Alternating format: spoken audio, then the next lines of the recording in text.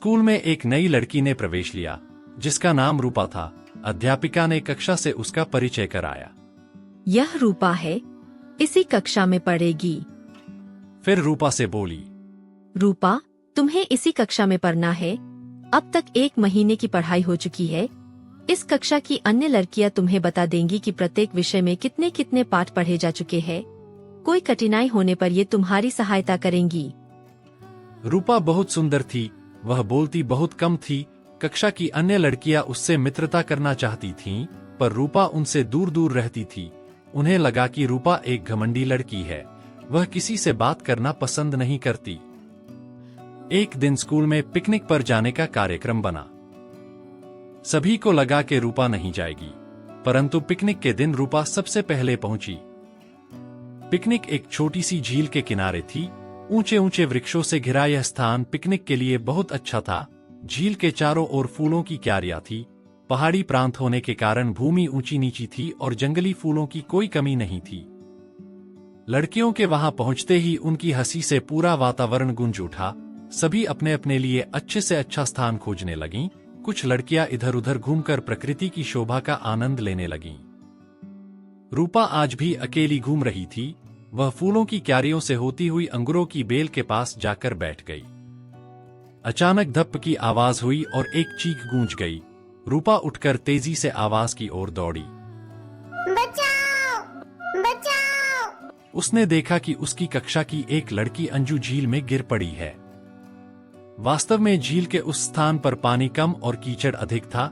झील का यह हिस्सा दलदल बना हुआ था। उस तरफ बहुत कम लोग जाते थे। रूपा ने वहां पहुंचकर अंजू से कहा, तुम धैर्यपूर्वक खड़ी रहो, मैं किसी और को बुलाती हूँ। परंतु अंजू हाथ पांव पटक रही थी। वह कीचड़ में धंसती जा रही थी।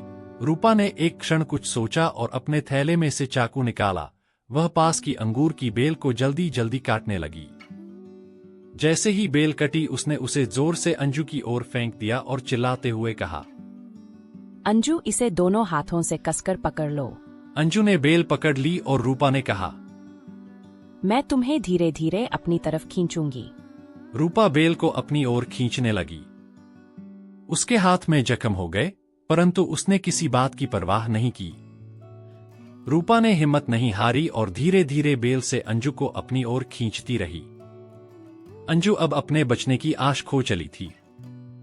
अंजू का बाहर निकल पाना कोई आसान काम न था। बीच बीच में रूपा, बचाओ! लोगों ने रूपा और अंजू की आवाज सुनी तो वे उधर दौड़े। अब तक रूपा बेहद थक चुकी थी। उसका मुंह लाल हो रहा था, पर वह अभी भी बेल को खींचे जा रही थी। उसी समय अध्यापिका और चौकीदार भी वहां पहुंच गए। उन्होंने रूपा के हाथों से बेल ले ली और अंजू को खींचने लगे। अंजू अब कीचड़ से बाहर निकल आई। वह घिसटती हुई सूखी जमीन पर आ पड़ी। रूपा बेहोश हो गई थी। इतने में अन्य लड़कियों भी वहां पहुंच गई। रूपा के मुंह पर पानी के छींटे मारे गए। थोड़ी देर में वह होश में आ गई। रूपा सबको पूरी बात बता रही थी और सभी लड़कियां उसे प्रशंसा भरी दृष्टि से देख रही थीं। अध्यापिका ने रूपा की पीठ थपथपाई। अंजू ने उसे धन्यवाद देते हुए कहा, रूपा, आज तुम न होती तो मैं अपने प्राणों से हाथ धो बैठती। हम तुम्हें घमंडी समझते थे, पर तुम तो सच्ची मित्र निकली। रूपा ने शर्माते हुए कहा, नहीं नहीं, ऐसा नहीं है। मुझे किसी से बात करते हुए संकोच होता है।